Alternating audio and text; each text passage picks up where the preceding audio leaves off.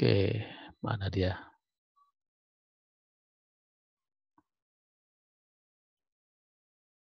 Baik teman-teman, sudah kelihatan di layar? Sudah, Pak. Sudah ya. Ya. Oke, lifestyle journalism ya. Mungkin teman-teman bisa kasih pendapat nggak kira-kira kalau dengar lifestyle itu apa? Lifestyle journalism itu kira-kira apa yang ada di bayangan kalian semua? Kira-kira tentang apa nih? Gaya hidup jurnalisme, Tentang Pak. gaya hidup jurnalis, Pak. Gaya hidup jurnalis. Oke, baik, berarti gaya hidup si jurnalisnya atau maksudnya apa? Atau karya jurnalistiknya tentang Maksudnya karya jurnalistiknya. oke, karya jurnalistiknya seperti apa? Seperti misalnya dia kayak bikin, ini saya nggak tahu ya Pak, saya cuma jawab doang. Kalau Iya, salah nggak mah, apa-apa. misalkan dia bikin artikel, tapi artikelnya tuh tentang gaya hidup sehat, terus dengan berolahraga kayak gitu-gitu. Oke, baik. Makanan. Makanan, traveling gitu ya, tentang lifestyle atau gaya hidup ya. Oke, nah kira-kira secara singkatnya seperti itu. Oke, kita coba bahas ya secara lebih detailnya. Jadi teman-teman, ini kira-kira realitasnya dulu ya, bagaimana saat ini dalam hal-hal tertentu, gitu ya, masyarakat kita itu atau konsumen media itu kadang-kadang sudah jenuh dengan berita-berita yang berat-berat gitu ya, berita politik, berita ekonomi, apalagi kalau misalnya beritanya itu mengansur unsur kekerasan, konflik gitu ya, apalagi ada hoax di situ misalnya. Nah, hal-hal itu kadang-kadang membuat orang eh, bosan dan ingin mencari alternatif lain ya ke berita-berita yang mungkin sifatnya lebih ringan, ya, yang menghibur, yang membuat dia menjadi membangkitkan rasa senang dan seterusnya. Nah, hal-hal seperti itu kerap kali terjadi dan kerap kali dialami oleh pembaca ataupun konsumen media saat ini. Nah, maka nggak heran sekarang banyak sekali muncul konten-konten yang sifatnya hiburan atau lifestyle gitu ya di berbagai platform media ya, baik itu di media cetak sudah pasti ya, di media televisi apalagi, dan juga di media online. Bahkan kita bisa lihat sekarang media sosial juga banyak sekali konten-konten yang memang itu dibikin yang kadang-kadang kesannya remeh-temeh gitu ya, receh gitu, tapi ternyata itu banyak sekali yang nonton. Kalau misalnya kita lihat di YouTube gitu ya, hampir semua artis sekarang bikin kanal sendiri, bikin akun sendiri, terus mereka bikin konten-konten yang ternyata subscribernya banyak, viewersnya banyak gitu ya. Artinya apa? Itu menggambarkan bahwa memang banyak sekali apa namanya orang yang suka dengan konten-konten yang sifatnya hiburan seperti itu. Nah, di televisi juga seperti itu ya, fenomena bagaimana kehadiran infotainment misalnya. Ternyata ratingnya itu tinggi gitu ya. Program-program hiburan, FTV misalnya, sinetron ya. Kita bicara dalam konteks umum ya, program hiburan umum, program umum gitu ya, bukan program jurnalistik. Itu ternyata juga dalam mendapatkan rating televisi itu sangat tinggi gitu ya, jauh mengalahkan program-program jurnalistik misalnya, program-program berita, apalagi kalau misalnya program berita itu yang sifatnya serius ya, program-programnya sangat berat ya, politik dan seterusnya. Itu kalau dari data Nielsen ya, itu ratingnya jauh di bawah program-program hiburan gitu ya. Nah, mungkin saya akan bisa coba share data ya, data tentang bagaimana raihan share dan rating ya, yang bisa menggambarkan bagaimana ternyata program-program hiburan itu sangat didominasi oleh program-program hiburan ya yang ratingnya tertinggi. Oh, sebentar masih pause.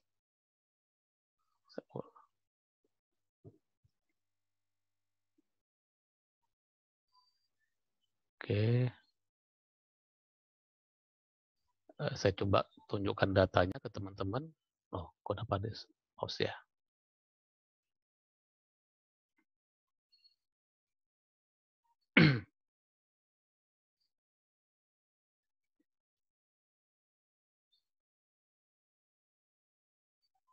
Oke, sebentar ini.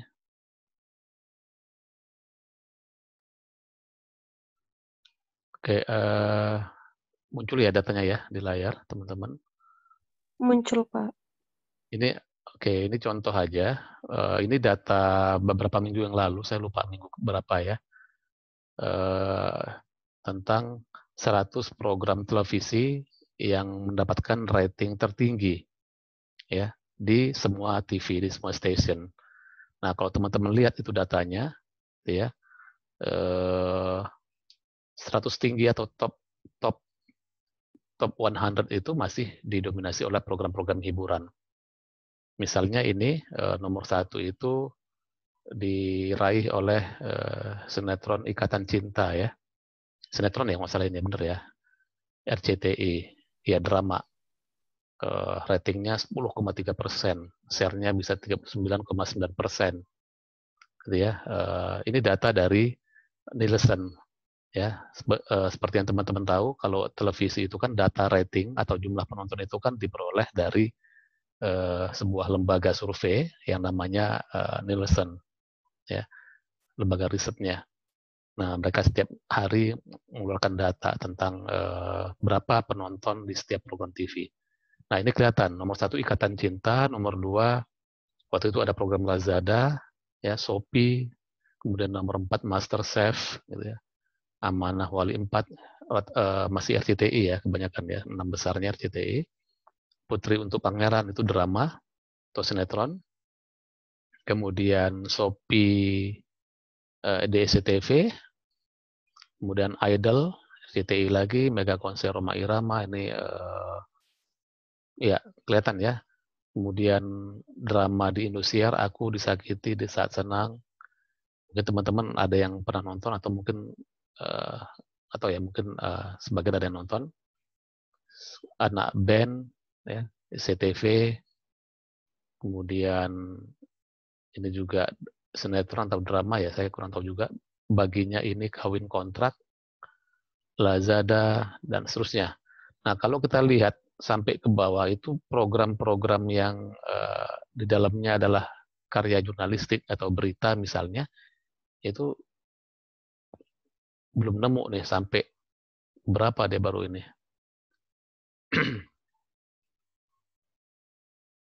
Iya, sampai 50-an juga belum ada tuh program berita ya.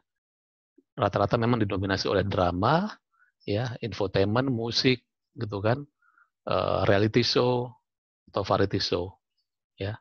Nah itu yang apa namanya menggambarkan juga bahwa ternyata memang orang ya penonton di Indonesia atau pembaca di kita di Indonesia itu masih lebih memanfaatkan media itu sebagai media hiburan, bukan sebagai media informasi, gitu ya.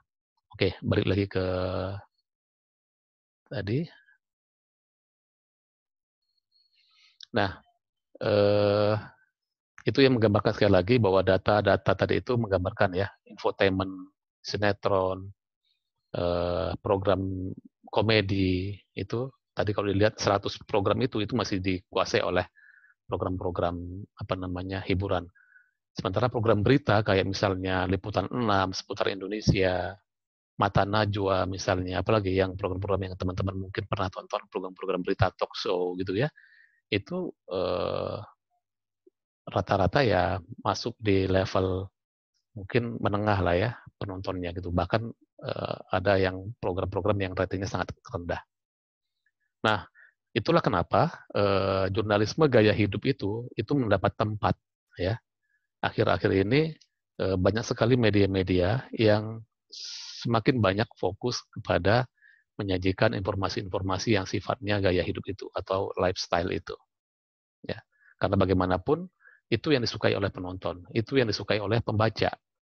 Kan nggak mungkin media itu bikin konten atau bikin berita ternyata nggak dibaca.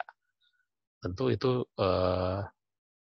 sia-sia gitu kan, kecuali media itu bukan media yang berharap dari iklan. Ya, nah, itu kondisinya atau realitas yang terjadi. Nah, apa itu pengertian dari jurnalisme gaya hidup atau lifestyle journalism? Ya, kalau kita mengacu dari pengertian Hanus dan Hans ini, disebutkan di situ bahwa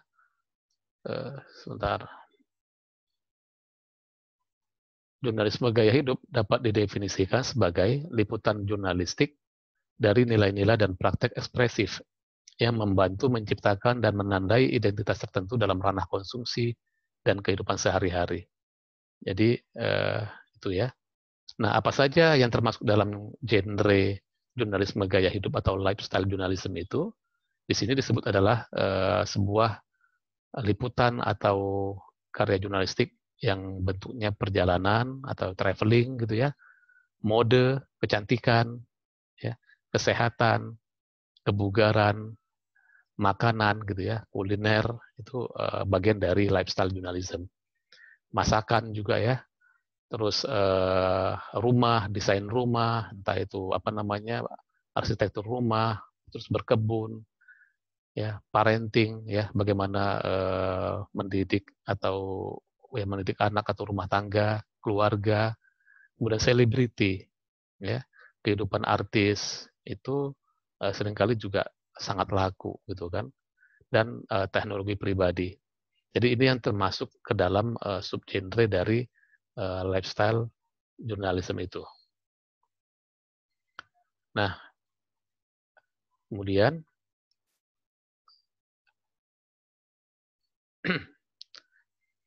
konten jurnalistik yang lifestyle journalism ini itu masuk dalam jenis soft news ya, atau berita ringan. Tadi saya gambarkan bahwa kalau hard news itu kan berita-berita peristiwa yang sifatnya up to date gitu ya, aktual gitu ya. Berita yang terjadi hari ini itu adalah hard news. Sementara soft news itu adalah berita-berita ringan, berita-berita informasi, feature, dokumenter gitu ya. Yang itu lifestyle journalism itu masuk dalam kategori soft news ya. Nah, fokus utama dari jurnalisme gaya hidup itu adalah melihat audiens sebagai konsumen dan memberi mereka informasi tentang barang dan jasa yang dapat mereka gunakan. Saran-saran faktual dan informasi yang menghibur. Ya, jadi sekali lagi, jurnalisme gaya hidup itu lebih banyak fokus kepada bagaimana menyesuaikan dengan selera audiensnya atau konsumennya, apa yang mereka butuhkan, ya, tentang apa, baik itu tentang kesehatan, tentang pendidikan, tentang kalau dia mau jalan-jalan, tentang info-info tentang tempat wisata, traveling, gitu kan, itu kan topik-topik yang sangat digemari gitu ya.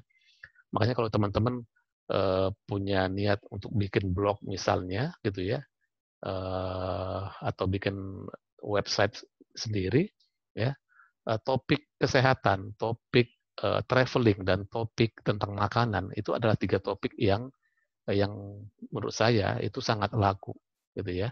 Mau kayak apapun dikemasnya itu pasti laku.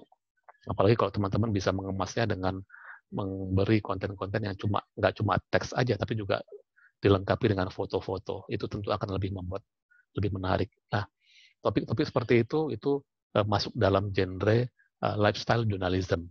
Jadi sekali lagi, lifestyle journalism itu lebih pada fokus kepada bagaimana menyediakan informasi yang sifatnya menyangkut kebutuhan hidup sehari-hari, ya, kebutuhan kita sebagai konsumen sehari-hari gitu ya.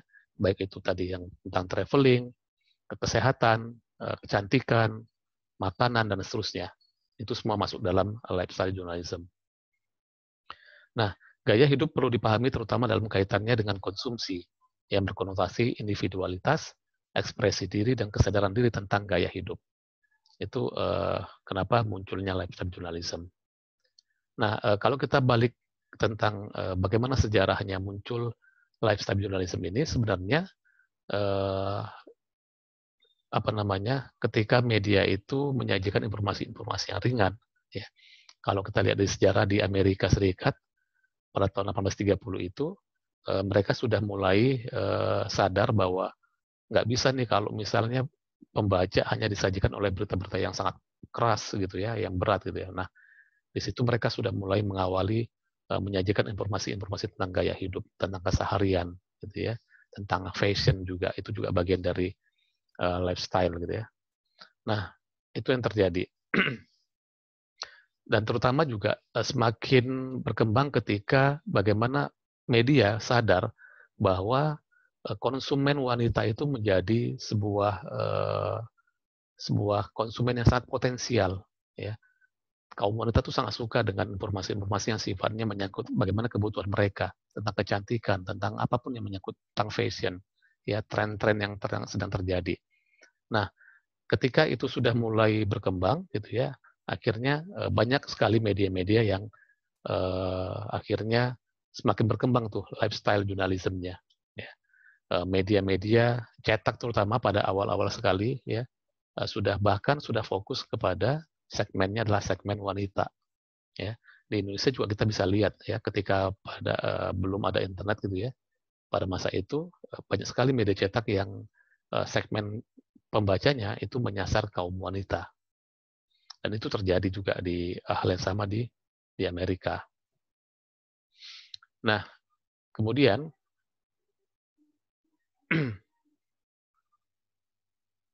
nah ini 3 perkembangan utama yang terjadi ya di masyarakat barat ya yang maju secara ekonomi terhadap pertumbuhan permintaan lifestyle journalism itu. Yang pertama, proses individualisasi yang menyebabkan penurunan peran institusi sosial tradisional untuk mengartikulasikan identitas mereka sendiri. Jadi memang pada masa itu ya di negara-negara barat terutama ya termasuk di Indonesia juga bagaimana orang sudah sadar bagaimana dia harus bisa mengaktualisasikan dirinya gitu ya. Bagaimana dia sudah membutuhkan media untuk bisa memuaskan kebutuhan hidupnya, keinginannya, minatnya, ya. Ada proses individualisasi gitu. Nah, di situ media punya peran yang sangat penting untuk bisa memberikan atau menyajikan informasi-informasi sesuai dengan apa yang dibutuhkan oleh setiap individu. Ya. Kemudian yang kedua, pergeseran nilai kelangsungan hidup yang menekankan pada ekspresi diri. Ya. Nah, yang berfokus pada subjektif, kesejahteraan, dan kualitas hidup. Ini juga yang pada akhirnya ketika orang sudah semakin sadar, ya, semakin kebutuhannya sudah semakin banyak, gitu ya. Mereka juga banyak hal yang berubah di situ. Ya, terjadi pergeseran nilai tentang bagaimana sebuah fashion, ya, kan tren itu terus berubah, ya, terus berkembang, gitu ya. Tren rambut misalnya, tren bagaimana warna make up dan seterusnya, itu juga mengalami perkembangan ya. Budaya-budaya itu terus berkembang. Kemudian yang ketiga, industri media telah mengambil peran yang sebelumnya diisi oleh institusi sosial. Ya, kalau sebelumnya orang menjadikan keluarga, sistem pendidikan dan agama itu sebagai tempat untuk curhat, tempat untuk bisa mendapatkan tersalurkan keinginannya, minatnya dan seterusnya itu, tapi pelan-pelan peran itu tergantikan oleh media. Ya, media telah mengambil alih peran keluarga. Ya, itu kenapa banyak sekali orang menjadikan media itu sebagai tempat curhat. Ya, kalau di masa media cetak pada masa itu banyak sekali program rubrik-rubrik yang menyediakan untuk curhat gitu ya, baik itu keluarga, remaja, apalagi rumah tangga dan seterusnya. Di majalah gitu ya, dulu ada majalah Femina, majalah Kartini, itu rubrik-rubrik yang sifatnya konsultasi kayak gitu itu sangat banyak sekali dipakai orang untuk jadi wahana untuk curhat gitu ya. Itu sesuatu yang aneh sebenarnya. Kenapa orang curhat harus di depan publik gitu kan? Tapi itu yang terjadi, bahwa media sudah mengambil peran dari institusi sosial, ya, keluarga, sistem pendidikan, agama, dan seterusnya. Nah, di situ juga pada akhirnya orang merasa perlu bahwa lifestyle juga bisa didapatkan oleh media.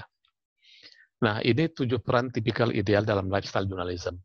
Yang pertama sebagai marketer, kemudian sebagai service provider, ya, sebagai friend atau sebagai orang yang bisa mengarahkan ya, tugas pekerja identitas, sebagai konektor atau penghubung, sebagai mood manager, ya, ini mood manager ini kira-kira bagaimana dia bisa sebagai orang yang mengelola suasana perasaan gitu ya, emosional si konsumen gitu ya.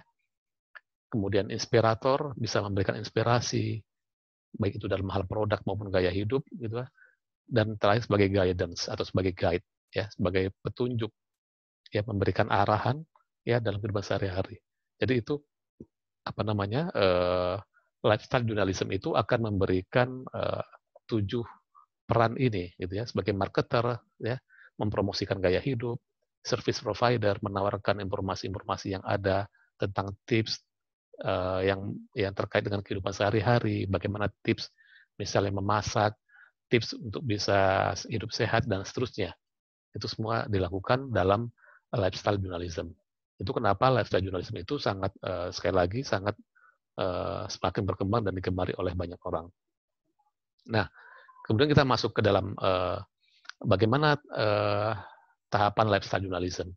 Tentu pertama kali kita bicara tentang media cetak, gitu ya. Media cetak pada masanya itu sangat menjadi punya pengaruh yang kuat ya, gitu ya. Pada masa itu sebelum adanya internet dan televisi. Saya nggak tahu, mungkin teman-teman di sini sempat nggak membaca kayak ini majalah Gadis, Femina, gitu-gitu. Kalian sempat baca nggak kira-kira?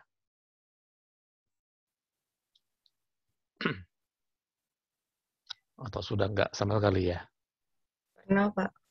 Pernah ya?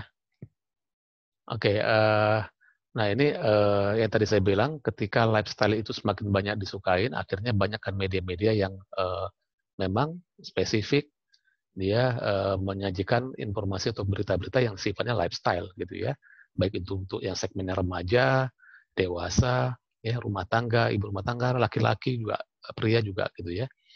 Nah, di Indonesia media cetak ketika era tahun 90-an itu dikuasai oleh beberapa grup usaha media ya, seperti Gramedia, Femina, MRA ya. MRA itu mengeluarkan juga banyak media-media cetak gitu ya.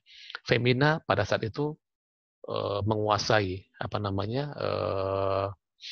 jumlah media gitu ya. Ya, dia punya banyak sekali media-media cetak ya, dalam bentuk majalah maupun tabloid gitu ya, pada masa itu. Dan sekarang kayaknya sudah beralih ke digital semua. Ya, kalau di sini ada Gadis, Cita Cinta, Femina, Cleo, Pesona ya, Ayah Bunda yang parenting gitu ya. Buat laki-laki Men's Health gitu ya. Reader's Digest juga itu contoh-contoh media yang fokus kepada lifestyle journalism. Ini media yang di bawah grup MRA ya. Ada Cosmopolitan, Cosmogirl, Spice, Trax, Autocar, dan seterusnya. Men Fitness itu majalah-majalah yang memang isinya fokus kepada lifestyle journalism. Nah, di koran juga ya, Kompas itu punya rubrik sendiri namanya Klasika. Klasika itu dia sekitar 6 halaman kalau nggak salah ya, waktu itu masih tebel ya. Itu isinya pure tentang lifestyle. Di situ ada tentang ngomongin tentang perjalanan gitu ya, tentang ornamen etalase, wisata, intermezzo galeri, rona, dan masak-memasak gitu ya. Itu ada di halaman dalam dari koran Kompas ya.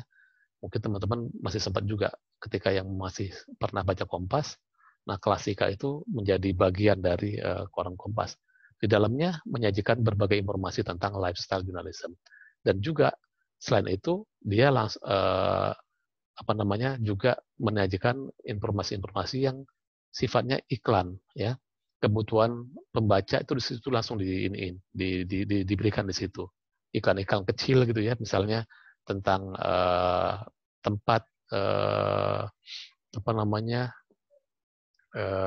tempat salon misalnya, atau lokasi tempat wisata dan seterusnya ya. Iklan-iklan seperti itu tuh nempel di konten-konten yang sifatnya lifestyle journalism tadi itu. Nah, itu terjadi di media cetak. Nah, televisi apalagi ya? Televisi kan sangat banyak sekali program-program yang sifatnya fokus pada lifestyle gitu ya. Meskipun belum tentu program-program itu adalah memasukkan unsur jurnalisme di dalamnya, ya. Tapi setidaknya kita bisa lihat bagaimana program-program itu kayak di Net TV, Trans TV, Kompas TV misalnya ini ya. Contoh-contoh programnya ada desain gitu ya. Itu saya suka juga nonton di YouTube-nya gitu ya. Sangat menarik kalau kita pengen lihat bagaimana desain tentang rumah, arsitektur rumah, desain interior gitu kan. Itu kita bisa dapatkan informasi-informasi tentang itu ya. Tentang kesehatan ada Dr. Oz di Trans TV gitu ya waktu itu gitu ya. Tentang bagaimana gaya hidup sehat gitu ya. Itu juga populer juga ya. Kalau traveling saya pikir banyak sekali ya program-program di berbagai media TV ya, ada Jejak Petualang, ada Jelajah ya. Program-program TV lain juga mengadakan banyak sekali program-program yang sifatnya traveling ya. Lifestyle journalism. Nah, kalau di media online juga ya apalagi gitu ya. Bahkan di media online itu kalau kita lihat karena media online itu punya kelebihan dalam hal keleluasaan menggunakan multimedia gitu ya, maka itu bisa dikemas dengan berbagai bentuk, dengan berbagai kemasan yang menarik gitu ya. Saya contohkan misalnya yang dibikin oleh cnnindonesia.com gitu ya. Nah, ini cnnindonesia.com itu menariknya dia punya kanal atau rubrik namanya Invasion.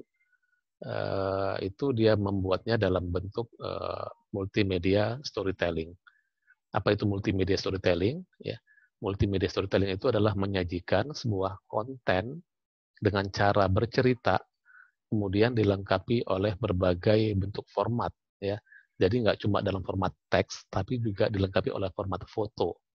Kadang-kadang ada videonya juga, bahkan kadang-kadang juga ada data grafis, gitu ya. Nah, itu yang disebut sebagai multimedia storytelling. Mungkin bisa kita lihat contohnya. Ini saya tadi belum saya iniin.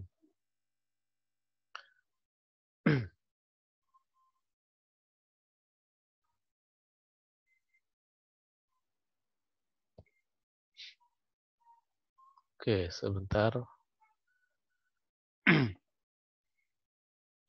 Oke, ini contoh. Ini kelihatan nggak ya?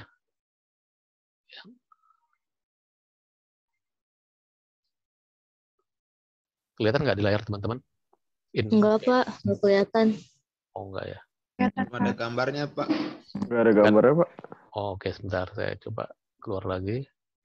Sepertinya ini harus. Oke.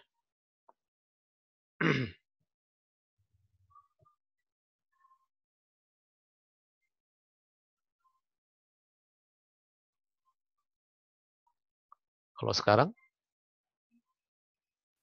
Kelihatan, Pak. Sekarang udah ada, Pak. Udah ya. Pak. Oke. Ini salah satu rubrik yang ada di cnnindonesia.com. Namanya Invasion. Ini genrenya juga gaya hidup gitu ya. Nah, dia liputannya seperti tadi saya katakan menggunakan pendekatan multimedia storytelling. Nah, di sini lebih dominan faktornya adalah foto ya. Jadi ada informasinya dalam bentuk teks. Sebentar, ini kok harusnya.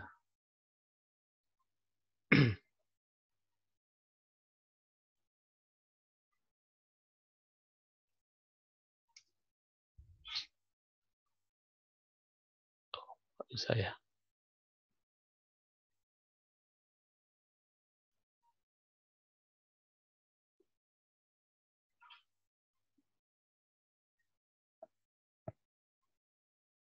Oke, saya coba buka di browser ya.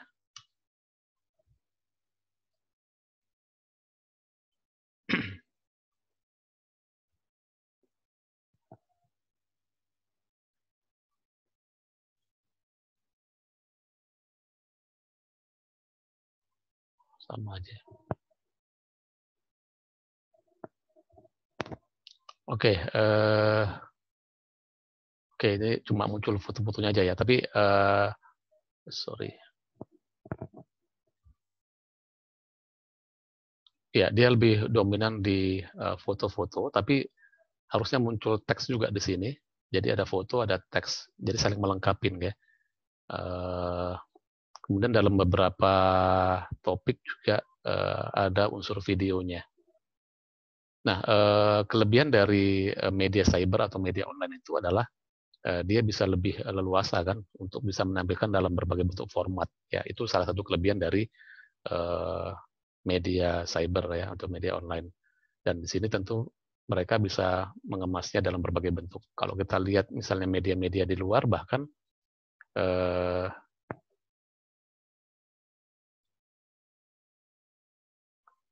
mungkin lebih dinamis lagi ya, lebih menarik lagi kalau kita lihat media-media di New York Times misalnya, mereka jauh lebih ini ya, bagaimana memanfaatkan multimedianya itu. Ya, ada teksnya, ada fotonya, ada videonya, bahkan ada animasinya gitu ya. Kadang-kadang menggunakan beberapa aplikasi-aplikasi maps misalnya dan seterusnya, yang itu kita sebagai pembaca itu akan semakin dimanjakan ya dengan berbagai informasi yang mudah dan menarik tentunya untuk kita pahamin. Oke, kita lanjutin lagi. Tadi sampai sini. Oke, nanti mungkin teman-teman bisa lihat lagi. Nah, dari sisi ekonomi, kalau tadi kita lebih banyak menjabarkan bahwa memang ini kebutuhan masyarakat atau kemudian pembaca yang kemudian ditangkap oleh medianya. Akhirnya media banyak menyajikan informasi-informasi seperti itu. Karena bagaimanapun itu hukum ekonomi gitu ya. Ketika permintaan pasar sangat tinggi, maka disitulah media harus memberikannya. Ya. Tentu dalam prinsip ekonomi itu sesuatu hal yang sangat wajar. Dari sisi bisnis tentu itu wajar dilakukan oleh media. Karena bagaimanapun media itu adalah bagian dari entitas bisnis. Nah, perusahaan media cenderung memproduksi program-program sejenis yang dapat ditayangkan di seluruh jaringannya untuk meraup keuntungan. Jadi memang orientasinya adalah orientasi bisnis, mendapatkan keuntungan dari lifestyle journalism itu. Informasi pada konten lifestyle menjadi trendsetter dan ditiru masyarakat sehingga menjadi komoditas.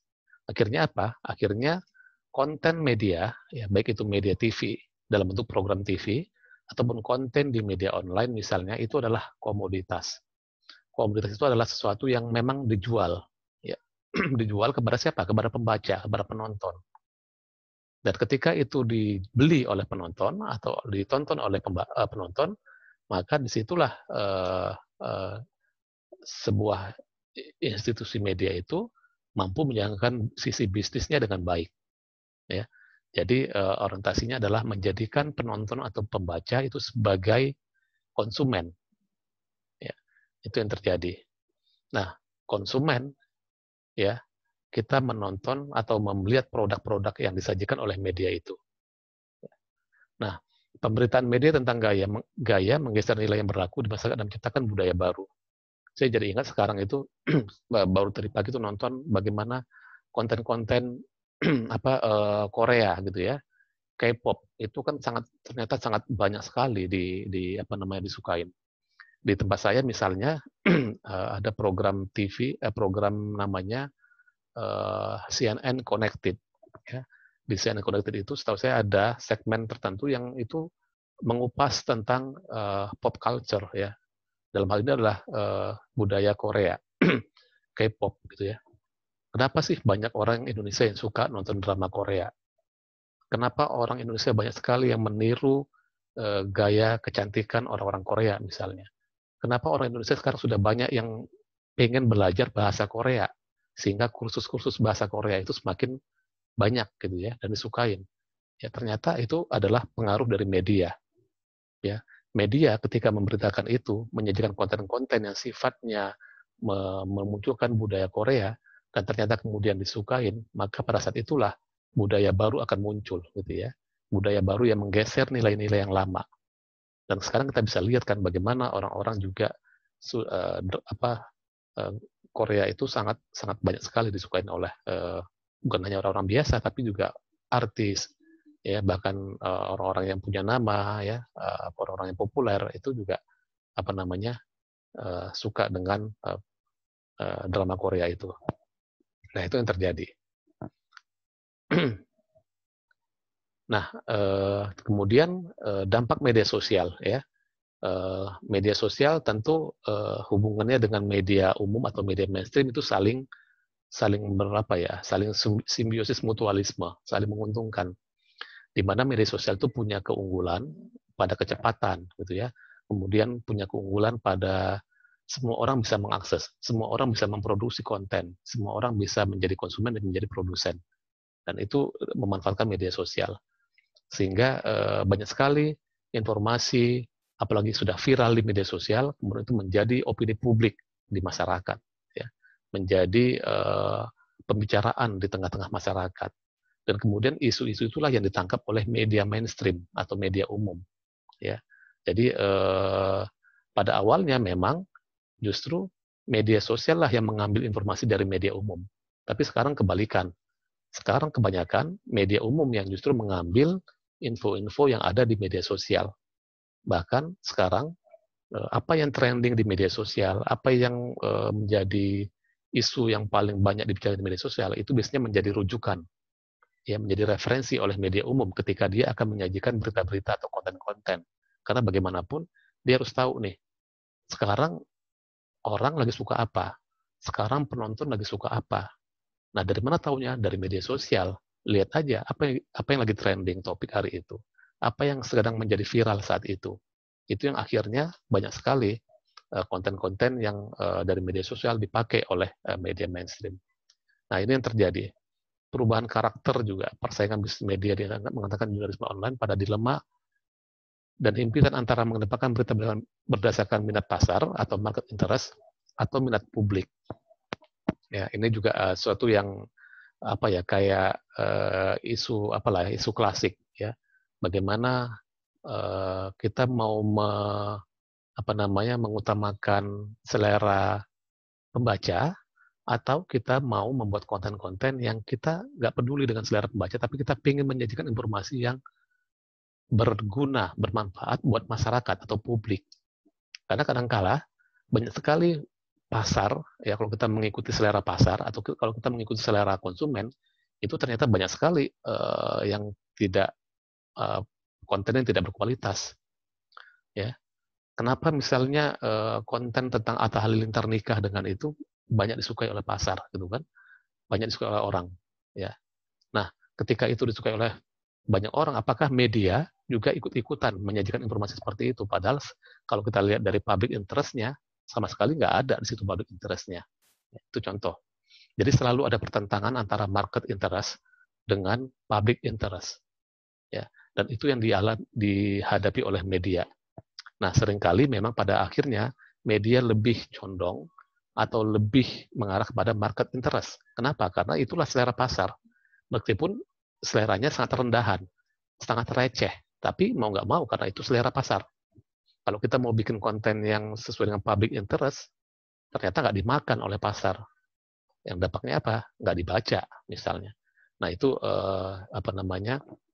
sebuah konflik ya, antara market interest dengan public interest itu selalu terjadi di kehidupan media. Oke. Kemudian, nah ini yang terakhir mungkin ya, politainment. Ini juga hal yang menarik juga ya teman-teman. Dan mungkin kita bisa lihat sekarang menjadi trending sekali, bukan trending, menjadi tren ya. Politainment itu adalah perpaduan antara istilah politik dan infotainment. ya, politik dan infotainment digabungkan menjadi politainment. Ya, di tangan jurnalisme bergaya ala infotainment, peristiwa politik diubah menjadi tontonan yang menghibur. Ya. Kalau dulu misalnya peristiwa politik itu media itu hanya fokus pada peristiwa politiknya, gitu ya. Ya sudah, disajikan dengan cara straight news, ya, peristiwa seperti apa, ya, hard news, gitu ya, menyajikan peristiwa dengan apa adanya, gitu kan, peristiwa politik seperti itu, tanpa harus berpikir bagaimana mengemasnya. Tapi sekarang justru berita-berita politik itu bisa dikemas, ya, mengikuti logika infotainment, sehingga apa? Beritanya jadi lebih menghibur, ya. Tentu ini sangat menguntungkan, ya. Apa untungannya? Pertama, media itu akan sangat dibaca, ya. Kalau sebelumnya orang malas baca berita politik, tapi ketika politik itu dibikin ala infotainment, maka orang mau baca. Kedua, bagi publik, informasi-informasi politik itu akan lebih mudah dipahami oleh publik, gitu ya. Ketika misalnya media menyajikan berita politik, atau katakanlah dia meliput atau meliput tentang kehidupan seorang politikus, kemudian dikemas dari sisi infotainment, misalnya mengulas sisi privasi dan seterusnya, ada unsur polemik di situ, konflik dan seterusnya, gitu ya. Itu membuat akan mudah dipahami juga oleh pembaca. Ya. Nah, itu tentu hal-hal yang memang diinginkan oleh media, dan itu kenapa terjadi sekarang, ya. Kita lihat banyak sekali berita-berita yang politisi ini pakai baju ini, misalnya, gitu kan, gaya berpakaian seorang politisi itu diberitakan, gaya bersepatu seorang pejabat negara, ya, gara-gara dia pakai sepatu gini langsung diberitakan, kemudian jadi trending, dan akhirnya orang-orang ikut-ikutan tuh beli sepatu itu, misalnya, gitu kan. Gaya rambut, misalnya, dan macam-macam, ya, kita bisa lihat sekarang. Dan akhirnya politisi juga tahu, ya, karena ini jadi efektif untuk bisa mereka mengonsolidasikan massa, ya, maka mereka juga tahu gimana caranya sosok saya, ya, meskipun saya seorang politisi, tapi saya bisa nampil di depan media dengan cara yang menghibur. Itu kenapa kita lihat sekarang banyak sekali kan politisi-politisi yang akhirnya sadar kamera, mereka akhirnya tahu bikin tim, gitu ya, bikin tim kreatif supaya mereka bisa tampil di depan publik dengan cara yang tanda kutip pencitraan lah, ya. Itu adalah bagian dari politainment, ya. Bagaimana membuat kesan seorang politisi ataupun peristiwa politik itu menjadi dikemas dengan cara menghibur, ya, seperti mengikuti logika infotainment. Nah, itu yang terjadi. Nah, tapi di sisi lain, politainment ini juga punya dampak negatif yang nggak sepele juga, gitu ya. Kenapa? Ketika misalnya media lebih banyak mengungkapkan sisi-sisi yang tadi itu, ya, sisi-sisi tentang bagaimana cara berpakaian, bagaimana bahkan pernah ada berita tentang lip balm Sandiaga Uno, ya, teman-teman pasti pernah dengar. Terus ada juga peristiwa Jokowi kunjungan ke daerah, dia pakai jaket yang yang terus diberitakan jaketnya akhirnya jadi viral, jadi banyak dibeli orang, dicari orang, gitu kan. Sepatu juga begitu, gitu ya, baju yang dipakai oleh Prabowo dan seterusnya, ya.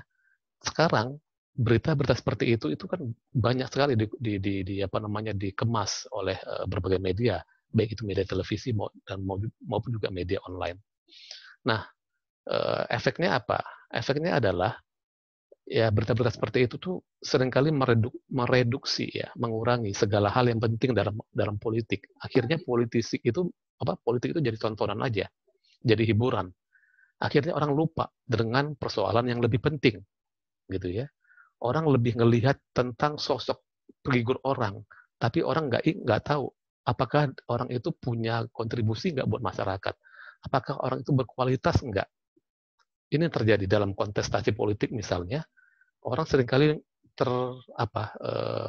terpesona dengan pencitraan dia, yang dikesankan dia itu sangat merakyat, misalnya. Dikesankan bahwa dia itu orangnya sangat humble, sangat ramah, gitu kan, ketika dia muncul di layar, di TV, dan seterusnya. Akhirnya orang terpesona dengan itu. Tapi orang lupa, apa sih kemampuan dia?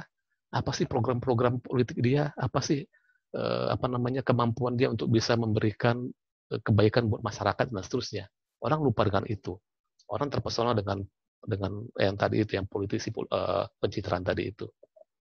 Nah, ini efek negatif dari politainment, ya. Dan sayangnya media itu kadang-kadang nggak sampai ke situ, gitu ya, berpikir dampaknya.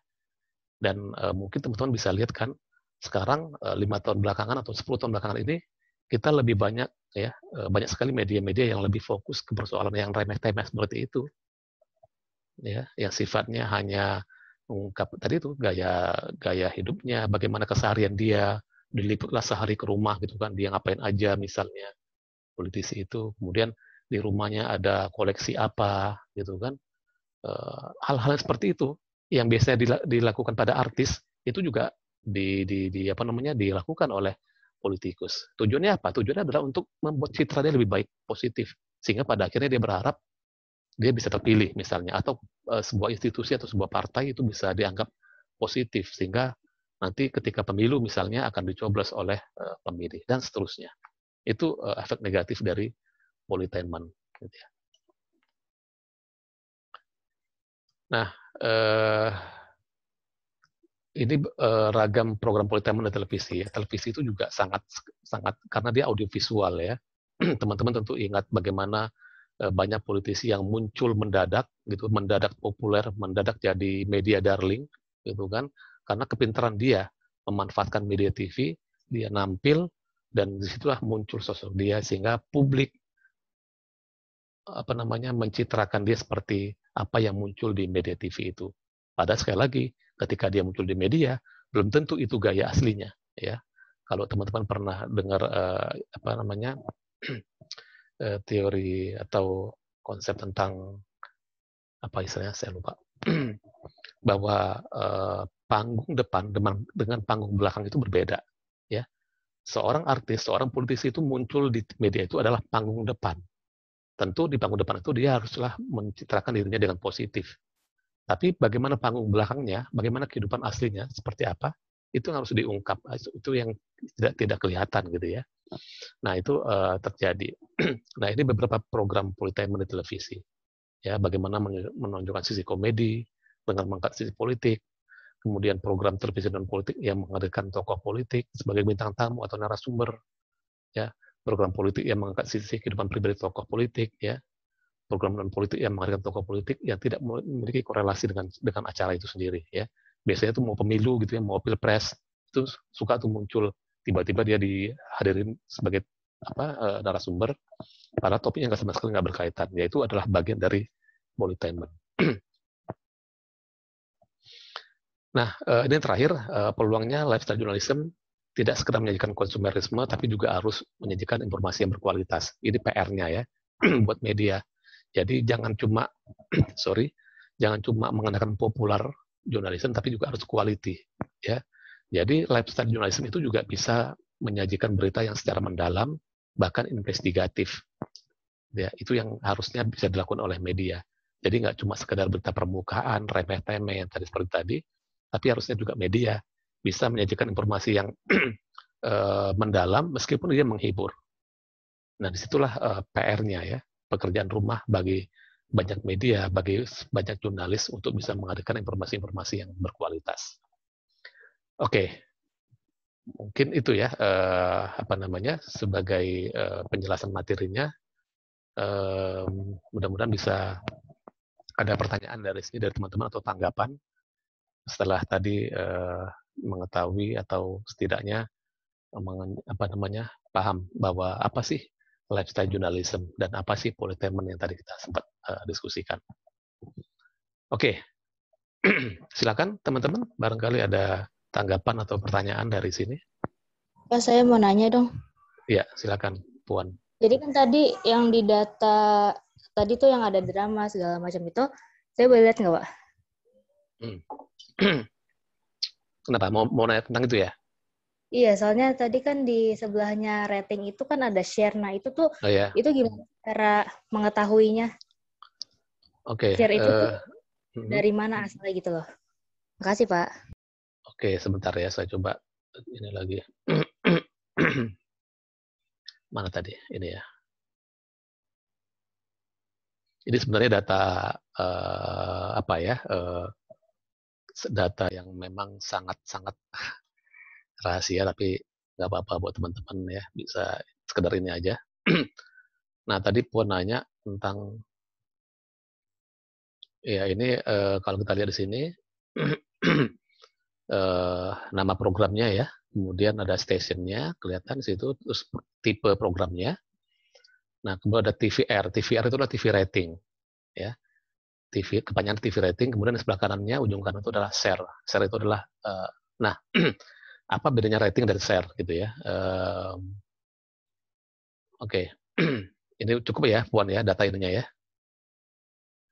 Ini Iya, Pak. ratingnya 10,3, share-nya 39,9. Oke, saya coba jelasin secara ini aja ya. Rating itu, ini sama sebenarnya, sorry. Rating dan share itu sama-sama menggambarkan jumlah penonton. Ya. Nah, bedanya adalah, jadi Nielsen itu kan punya responden ya, di 12 kota di seluruh Indonesia. Ya.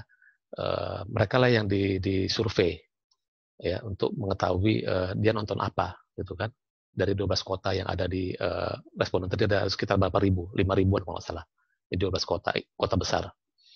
Nah, mereka yang disurvei sehingga muncullah data ini. Nah, TV rating itu menggambarkan jumlah penonton. Kalau misalnya agak susah jelasinnya. Kalau misalnya responden Nielsen itu ada 5.000 orang ya yang disurvei, 5.000 orang. Nah, kemudian dibagi 5.000 orang ini kan nggak mungkin semuanya menonton pada saat itu.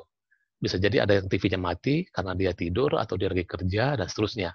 Taruhlah misalnya yang nonton pada saat jam itu pada program tertentu, misalnya Ikatan Cinta gitu ya, drama Ikatan Cinta, yang nonton cuma 4.000 orang. 1.000 orangnya itu TV-nya mati semua, off. Gitu ya. Nah, dari 4.000 orang ini, berapa orang yang nonton program Ikatan Cinta, RCTI, berapa orang yang nonton SCTV, berapa orang yang nonton TV Indosiar, dan seterusnya. Ya, ada 12 atau 13 TV yang dijadikan sampel di sini. Ya, nah itu dibagi. Nah, muncullah angka rating. Ternyata ratingnya adalah 10,3 dari 10,3% dari total sampel 5.000 orang lebih tadi itu. Jadi orang-orang yang nggak nonton TV itu tetap dihitung, gitu ya. Jadi angkanya lebih kecil, itu rating. Sementara kalau share, ya, share itu adalah jumlah orang yang nonton saat itu saja yang dihitung. Kalau tadi rating kan yang nggak nonton juga dihitung, sehingga angkanya kecil. Tapi kalau share, benar-benar orang yang nonton pada saat itu yang dihitung. Yang nggak nonton dia, yang TV-nya mati tadi nggak dihitung. Taruhlah tadi misalnya 4.000, berarti 4.000 itu dibagi dengan jumlah orang yang nonton masing-masing station. Ya. Nah, itu yang muncul angkanya share-nya 39,9% ini. Kenapa lebih besar? Karena dia dihitung semuanya berdasarkan jumlah penonton yang ada. Jadi total ininya lebih banyak. Pembagiannya lebih banyak. Kalau rating tadi itu kecil karena penonton yang TV off tadi itu juga dihitung. Jadi akhirnya angkanya kecil. Nah, data mana yang dipakai, rating apa share? Dua-duanya dipakai, ya. Tapi biasanya pengiklan akan melihat data dari share, karena angka dari share itu dianggap lebih real, ya, lebih real menggambarkan jumlah penonton pada saat itu, jam itu, ya, sesuai dengan jam tayang program itu. Nah, itu kira-kira bedanya rating dan share. Ya, mudah-mudahan ini ya. Saya agak susah jelasinnya, tapi intinya adalah tadi itu jumlah penonton dibagi dibagi jumlah station dan program yang nonton. Kira-kira gitu. Ada rumusnya. Saya lupa rumusnya seperti apa. Tapi secara sederhana kalau rating itu tadi jumlah penonton keseluruhannya dihitung, yang nggak nonton juga dihitung, makanya angkanya kecil. Tapi kalau share itu hanya orang yang nonton saat itu saja yang dihitung, ya. Yang dia tidur, yang nggak nonton TV, yang TV-nya mati itu tentu nggak dihitung. Nah, ada berapa jumlah responden itu? Ada sekitar 5.000, saya lupa, dari 12 kota besar tadi itu. Dari situlah muncul angka rating dan share untuk media TV, ya. kita mau media TV. Dan itu yang dipakai sebagai data oleh orang-orang yang kerja di TV kayak saya. Ya, jadi rating itu menentukan sekali. Makanya dibilang kayak semacam jadi Tuhannya media TV. Kenapa? Karena dari rating lah ketahuan bagaimana jumlah penonton kita. Tentu dengan berbagai kelemahan ya. Secara metodologi pasti punya kelemahan, tapi sampai saat ini data rating yang dipakai semua TV di Indonesia itu ya dari angka rating Nielsen itu sendiri, Nielsen itu. Gitu ya kira-kira Puan ya. Mudah-mudahan bisa menjawab. Oke, Pak, makasih. Iya, silakan yang lain.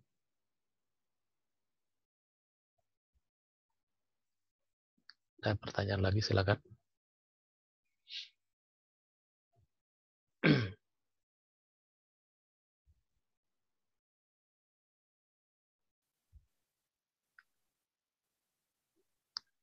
Ayo, Richard. Siapa lagi? Pacificus. Francesa. Saya, Pak.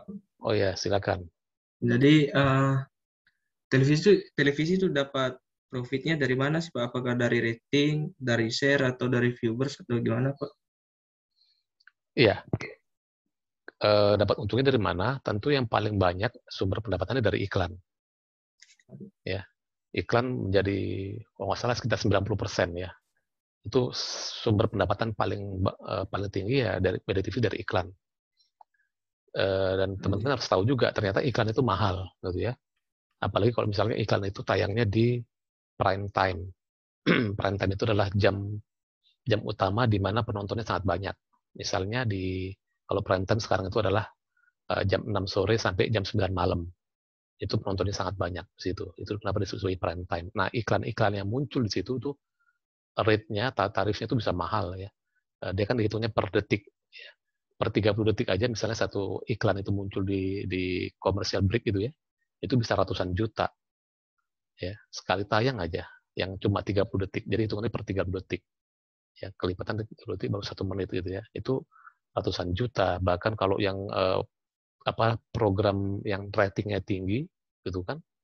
Kayak tadi tuh rating sampai misalnya atau share tadi yang 30% itu iklannya bisa mahal.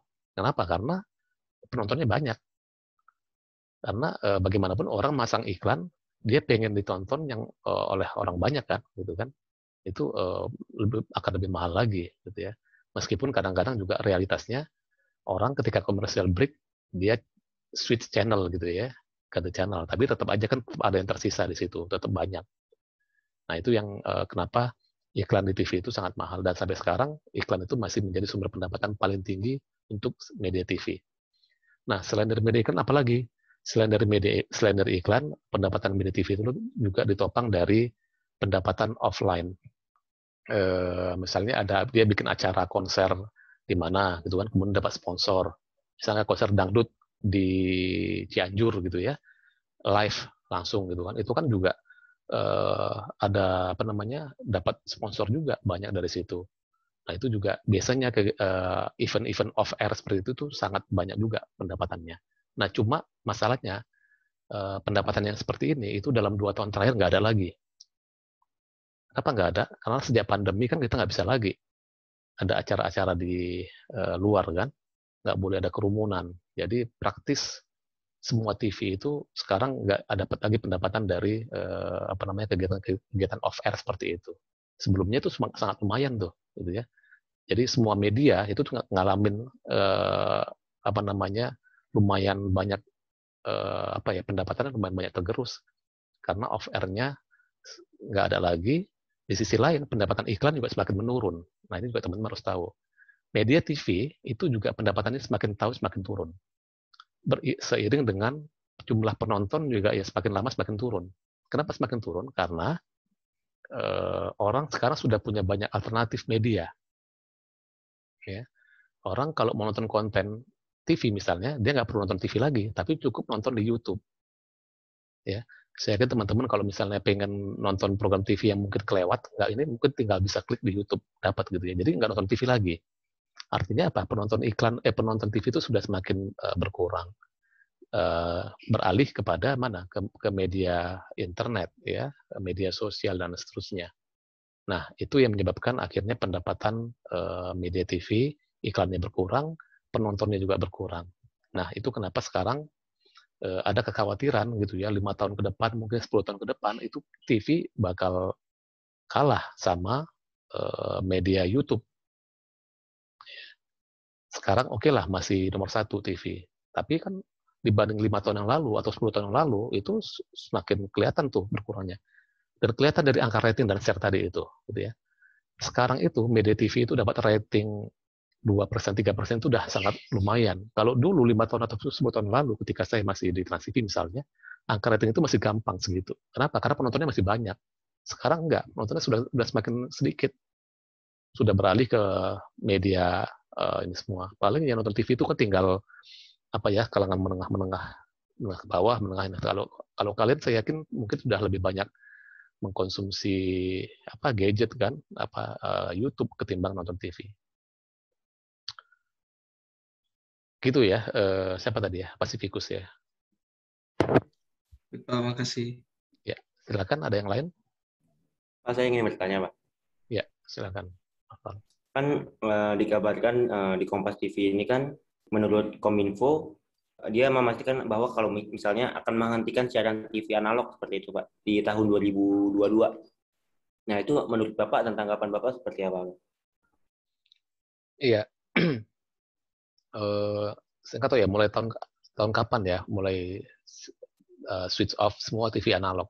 Jadi memang kan nanti kan kita harusnya TV analog semua, TV digital semua ya. Sebenarnya ini sudah wacana lama kan, sejak Undang-Undang Penyiaran tahun 2002 itu disahkan, harusnya Indonesia itu sudah mematikan semua siaran TV digital analognya, sudah beralih ke digital. Tapi kan mundur terus sampai kemarin terakhir kalau nggak salah emang informasi yang saya terima Desember tahun ini harusnya kita sudah beralih ke digital semua. Jadi TV analog yang kita bisa pakai di rumah yang pakai antena biasa gitu ya, itu udah nggak berlaku lagi. Jadi TV analog, TV digital itu yang TV yang sekarang yang kita bisa lihat kalau TV terbaru ya, yang kita dari layar TV itu kita bisa nonton YouTube juga gitu kan, kita dari TV itu bisa nonton macam-macam. Jadi udah lebih canggih. TV digital itu memberikan kualitas lebih baik dalam hal visual dan dalam audio. Ya, mungkin teman-teman di rumah pasti sudah banyak yang pakai digital kan. Jadi itu dan beberapa program TV, stasiun TV juga sudah mulai digital ya, meskipun tidak semua daerah. Mungkin di Jakarta teman-teman bisa nonton CNN Indonesia TV pakai siaran digital. Trans TV juga bisa diakses dengan digital. Coba bandingkan dengan TV analog, pasti kualitasnya jauh lebih baik yang digital kan. Kualitas gambarnya lebih jernih ya, audionya lebih lebih jelas lah gitu ya ketimbang yang analog. Nah, itu nanti seperti itu ya. Di negara-negara luar, di Singapura udah terjadi. Singapura itu udah 2 tahun yang lalu nggak ada lagi TV analog, tapi sudah digital semua. Indonesia lumayan terlambat sebenarnya. Nah, apa dampaknya buat media TV, stasiun TV? Tentu ada dampak positif dan ada dampak negatifnya. Ya, dampak positifnya adalah nanti ketika digital gitu ya, kita akan punya banyak kanal baru. Ya, ketika sudah berlangsung ya. Jadi satu frekuensi TV, misalnya katakanlah Trans TV gitu ya, itu bisa dipecah lagi menjadi 6 kanal baru. Jadi itu bisa bikin stasiun TV baru lagi nanti. 6 TV baru lagi. Kalau sekarang misalnya ada 12 kanal di Indonesia, ya kali 6, berarti ada berapa tuh? Kira-kira ada 12 kali 6, ada sekitar 60-an. Bahkan muncul TV-TV baru, stasiun-stasiun baru. Nah, tentu ini akan menimbulkan banyak lagi ya, persaingan ekonominya semakin berat lagi. Di samping juga memang bagi TV ini juga menjadi peluang juga gitu kan, mereka bisa bikin TV-TV yang sifatnya lebih segmented. Jadi nanti ke depannya nggak ada lagi tuh TV yang umum kayak sekarang. Jadi ke depannya bakal ada misalnya TV yang khusus penyiaran sinetron aja. Ada TV yang siarannya tentang lifestyle aja. Ada TV yang mungkin beritanya informasi tentang olahraga aja dan seterusnya. Jadi lebih spesifik, lebih personalized gitu ya ininya. Nah, itu kelebihan dari digital. Nah, kita bakal mengarah ke sana gitu ya, meskipun nggak tahu kapan gitu ya, apakah Desember ini atau tadi dibilang 2022. Ya, tapi memang itu pasti akan ke sana, tinggal waktunya aja. Nah, tentu ini buat kita sebagai konsumen itu akan semakin banyak diberi kemudahan dan pilihan program-program dan TV-TV baru. Tapi dampak negatifnya buat stasiun TV adalah mereka harus investasi lebih besar lagi. Kenapa? Karena mereka harus merefresh lagi peralatan teknologi mereka. Peralatan di studio, peralatan kamera, dan seterusnya itu harus disesuaikan dengan teknologi digital yang ada. Jadi mereka harus beli alat lagi, investasi lumayan gede gitu kan. Belum lagi ketika mereka harus bikin studio baru misalnya. Kemudian pemancar-pemancar di setiap daerah itu tentu sudah harus menyesuaikan juga kan dengan teknologi yang terbaru ini. Nah, ini sisi yang bagi orang-orang media itu yang sisi yang agak beratnya gitu. Itu kenapa banyak sekali orang-orang media yang masih tarik ulur gitu ya. Masih mau tapi nggak mau. Karena bakal keluar uang banyak di situ. Sementara keuntungannya belum tentu. Karena nanti akan banyak media, akhirnya iklannya akan dibagi banyak kan. Jadi nggak ada lagi media yang menguasai rating sampai 30% kayak tadi, kayak RCTI tadi. Sampai 30% share-nya itu kan dia menguasain kan. Nanti kalau nanti digital dengan banyaknya media bakal dibagi-bagi. Jadi saat kecil-kecil dan iklan pasti akan semakin banyak, semakin tersebar kemana-mana. Dan secara bisnis pasti akan semakin lebih berat gitu ya buat media. Nah, banyaklah ya hal-hal efek dari digitalisasi TV nanti kalau kita sudah lakukan itu. Tapi yang jelas memang itu harus dilakukan karena teknologi semakin berkembang. Kalau Indonesia nggak lakukan itu, kita akan semakin tertinggal dengan negara-negara luar. Ya, untuk bicara ini kayaknya butuh satu pertemuan ya. Siapa tadi? Tapi secara umum itu ya yang bisa saya jawab. Baik Pak, terima kasih Pak. Ya, Novali ya. Oke. Ada lagi silakan. Pak, saya mau nanya Pak. Iya. Agak keluar dari topik sih, cuman sebenarnya kalau dalam penyiaran itu ada batasan umurnya nggak sih sebenarnya Pak?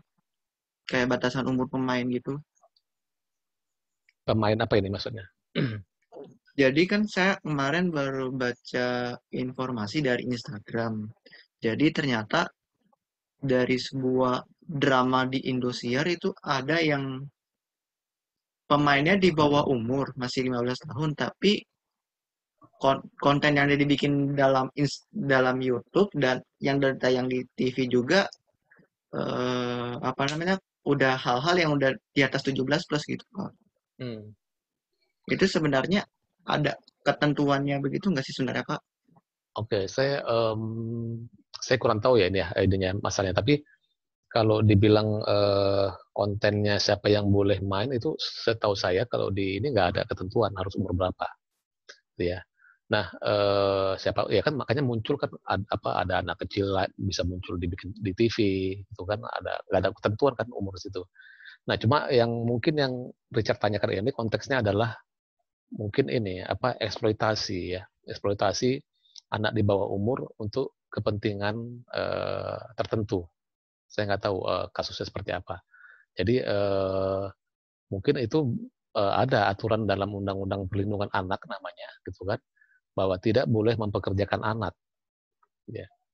Anak itu siapa? Anak itu adalah kategorinya adalah umur 18 tahun ke bawah. Itu dikategorikan sebagai anak-anak. Nah, orang-orang seperti itu ketika dia dipekerjakan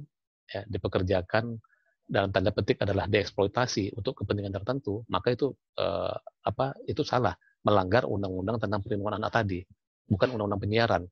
Kalau undang-undang penyiaran setahu saya nggak ada pasal yang mengatur tentang umur. Nah, mungkin yang Richard maksud tadi itu adalah konteksnya itu, gitu ya, bahwa ada program-program TV misalnya atau ada konten-konten tertentu yang sifatnya mengeksploitasi anak untuk kepentingan mencari keuntungan yang itu dinikmati oleh orang tertentu misalnya atau kelompok lain. Gitu. Nah, itu kan mempekerjakan anak. Ya. Jadi undang-undang perlindungan anak itu kan berlaku untuk semua bidang, nggak cuma dalam hal penyiaran. Ya. Seorang buruh pabrik juga nggak boleh mempekerjakan anak-anak gitu kan. Nah, sama juga ketika anak-anak itu dieksploitasi, tentu yang dikenakan di situ adalah tentang pasal tentang atau undang-undang tentang perlindungan anak. Mungkin itu ya Richard ya. Saya nggak tahu case-nya itu apa. Mungkin kamu bisa jelasin lagi. Saya boleh share screen untuk beritanya nggak, Pak? Boleh. Di situ apa? Dibilang masalahnya apa?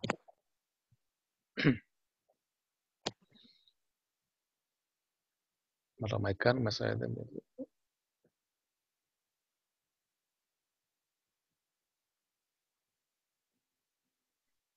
Oke, teman-teman ada yang bisa kasih pendapat nggak? Apa kira-kira kalau seperti ini?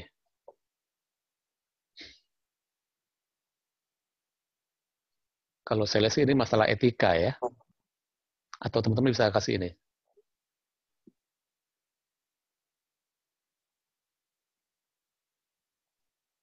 Silakan kalau ada yang mau kasih pendapat.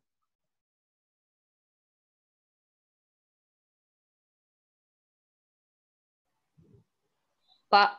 Iya, silakan. Tapi Pak, kata si cewek itu, kata yang pemeran ceweknya, dia tuh di awalnya nggak dikasih tahu pakai kayak adegan gitu Pak, jadi kayak dijebak kayaknya Pak sama itunya. Jadi dia terpaksa karena udah tanda tangan kontrak. Jadi kayak kasihan, jadi kasihan gitu loh Pak. Iya, oke. Satu, berarti memang di sini ada masalah etikanya. Kalau dibilang dia umurnya 15 tahun, dan itu memang tentu masih anak-anak gitu ya. Dan umur 15 tahun itu mungkin dalam adegan ini dia sama kayak dianggap sudah dewasa gitu. Ini kan adegan dewasa ya kalau seperti ini ya. Adegan yang harus dilakukan oleh orang dewasa. Dan ya ini persoalan sekali lagi memang ya itu etika tadi.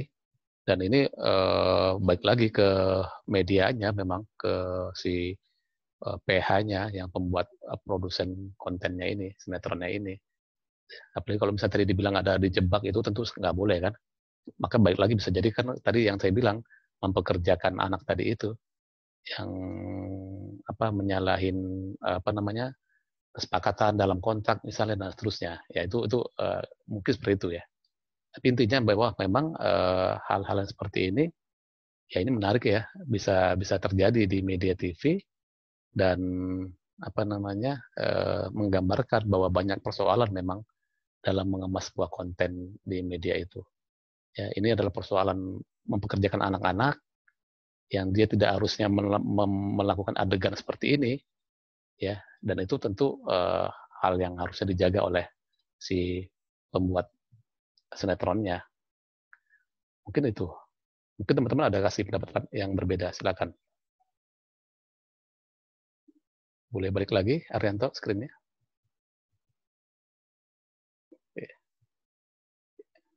Itu menarik juga ya, ada isu gitu ya. Dan ini biasanya banyak terjadi sebenarnya, mungkin baru kali ini ya terungkap. Padahal sebenarnya sebelumnya pasti juga banyak kan hal-hal seperti ini terjadi. Oke, ini saya stop recordingnya biar nggak terlalu lama.